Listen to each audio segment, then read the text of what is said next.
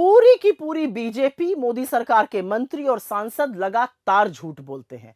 आज कर्नाटका के उप मुख्यमंत्री डीके शिव कुमार जी को लेकर उन्होंने झूठ फैलाने की हर संभव कोशिश करी, पूरे दिन जुटे रहे। यही नहीं, कर्नाटका में मुस्लिम आरक्षण को लेकर भी निरंतर आपको झूठ बताया गया है और इसलिए आपका सच जानना जरूरी है। असल में हाल ही में पेश हुए बजट में कर्नाटका की कांग्रेस सरकार ने एक क्रांतिकारी कदम उठाया। एससी, एसटी, ओबीसी और सारी जो आरक्षित कैटेगरीज हैं उनके लिए सरकारी ठेकों में आरक्षण की सीमा को 1 करोड़ से बढ़ाकर 2 करोड़ रुपए कर दिया गया। याद रखिएगा, यह कांग्रेस की ही सरकार थी जिसने 2015 में दलितों और आदिवासियों, एससी और एसटी को 24% आरक्षण दिया था सरकारी ठेकों में, जो 2017 में लागू हुआ था और इसको हाईकोर्ट ने भी जारी रखा। फिर जब हमारी सरकार बनी इस बार, तो जुलाई 2023 में एससी एसटी के जो आरक्षित ठेके थे उनकी सीमा 50 लाख से बढ़ाकर 2 करोड़ कर दी गई। जून 2024 में ओबीसीज को भी आरक्षण दिया जाने लगा इस सरकारी ठेकों में। कैटेगरी 1 में 4% और कैटेगरी 2A में 15% आरक्षण दिया जाने लगा। तो जब इस बार बजट पेश हुआ और यह लिमिट 1 करोड़ से बढ़ाकर 2 करोड़ की गई, तो यह वाकई में एक क्रांतिकारी कदम है।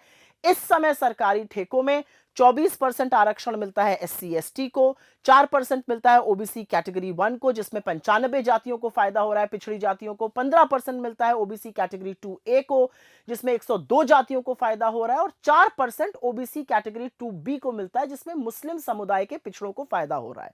ये जो पिछड़े वर्ग की कैटेगरी है, ये 1994 में तय की गई थी। सामाजिक और आर्थिक एक सर्वे हुआ था और उसके बाद मुस्लिम समुदाय के पिछड़ों को कैटेगरी 2B में डाला गया था।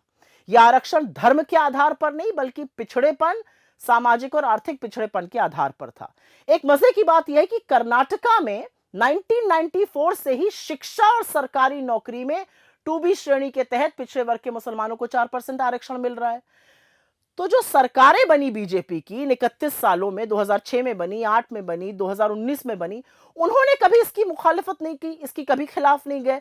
इनफैक्ट 11 साल से जो मोदी सरकार है उन्होंने भी इस आरक्षण पे कभी सवाल नहीं उठाया क्योंकि ये पिछड़ेपन पे आधारित था। तो यकाएक उन लोगों को क्या दिक्कत होने लगी? क्या वो सरकारी ठेकों में दलितों, आदिवासियों, पिछड़ों को मिलने वाले आरक्षण के खिलाफ है, या ये वो वस्तुतः अपने असली रंग दिखा रहे हैं और वो असली रंग हमेशा से आरक्षण के खिलाफ रहा है? असल में तो झूठ परोसने के बजाय नरेंद्र मोदी की सरकार को, उनके मंत्रियों को, उनके सांसदों को खुलकर बताना चाहिए कि आरक्षण पर उनका मत क्या है। क्योंकि बार बार आरएसएस बात करता है आरक्षण के खिलाफ, बीजेपी बिल्कुल चाहती है आरक्षण खत्म हो जाए। अब तथ्य बताने पड़ेंगे, झूठ परोसने से काम नहीं चलेगा।